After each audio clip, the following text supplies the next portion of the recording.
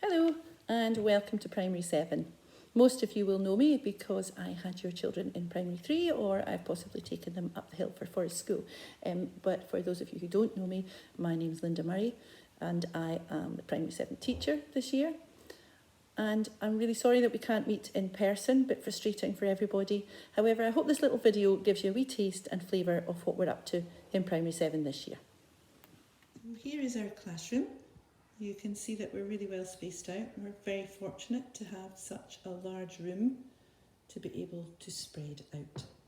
One of the features for Primary 7 is to have individual tables, as you can see, with trays just underneath their tables. And the idea is that we try to keep our trays as tidy as possible. We are given opportunities to do that, but I invite the class to tidy as and when they need to.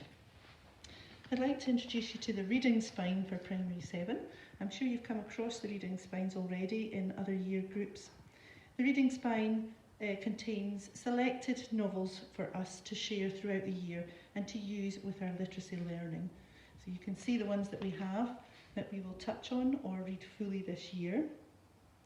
At the moment, we're reading our way through There's a Boy in the Girls' Bathroom.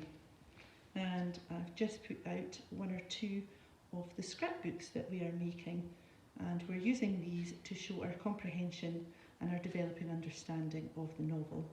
We've made them using 2 carrier bags, so hopefully when you get it home you'll enjoy seeing that. I'm going to move over here now to some of the items we have for our nurture.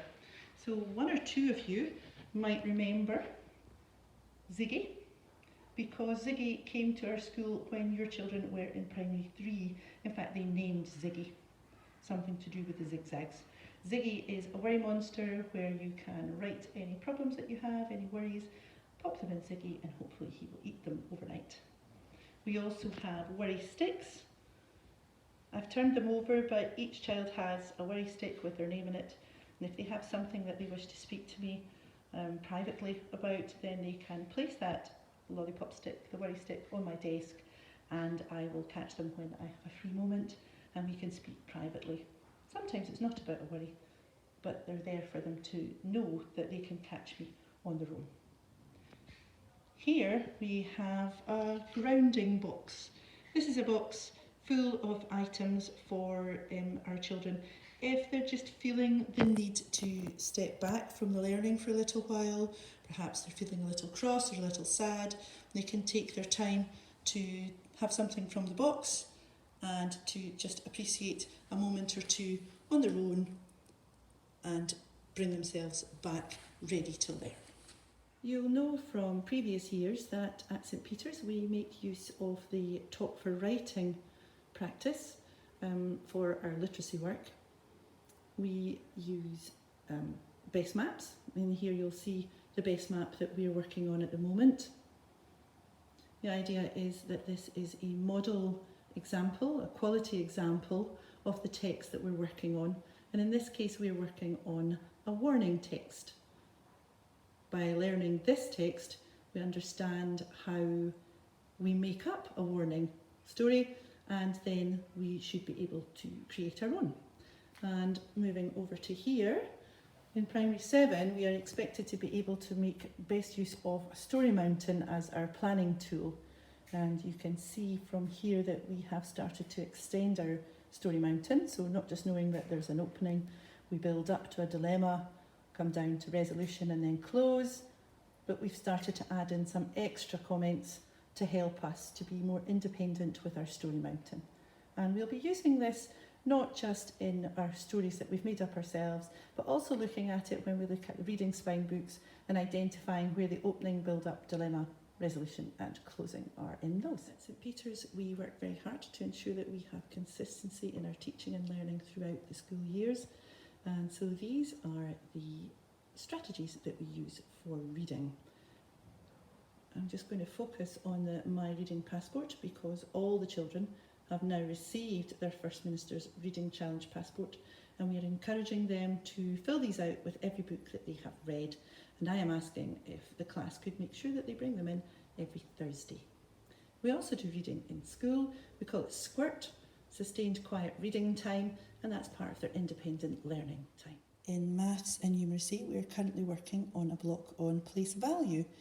Here you can see some of the manipulatives that we can use.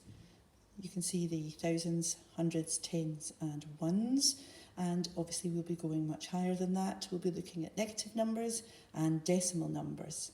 We've been using a really good website called MathsBot.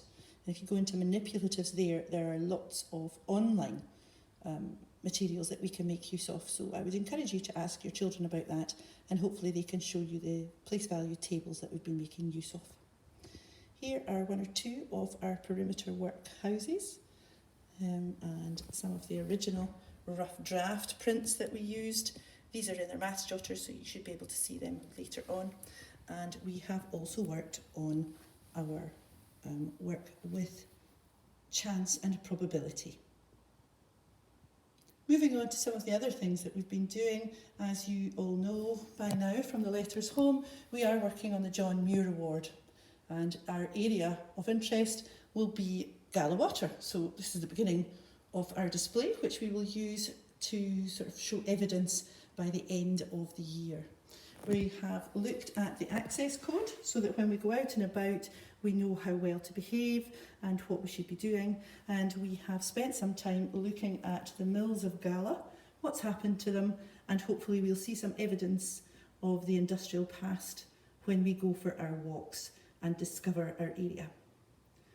Just to finish off, to show you a couple of other things that we're spending quite a bit of time on this term. We are incredibly lucky to be given ukulele lessons. Everybody has a ukulele on these lessons, and you can see from the little dots, they're there to help us with our chords. We've been learning 2 chords so far and 2 different songs. And included in this, twice a week, we are currently receiving live lessons online from My World of Work. Next week we are looking at game design, but we've looked at cryptocurrency and cryptography, and we're also going to look at some art online as well. So there you have it, a whistle-stop tour of Primary 7 so far, and hopefully we'll get a chance to meet at some point this year, and if not, you do know where I am at the end of an email or a phone call into the school. Thank you for watching.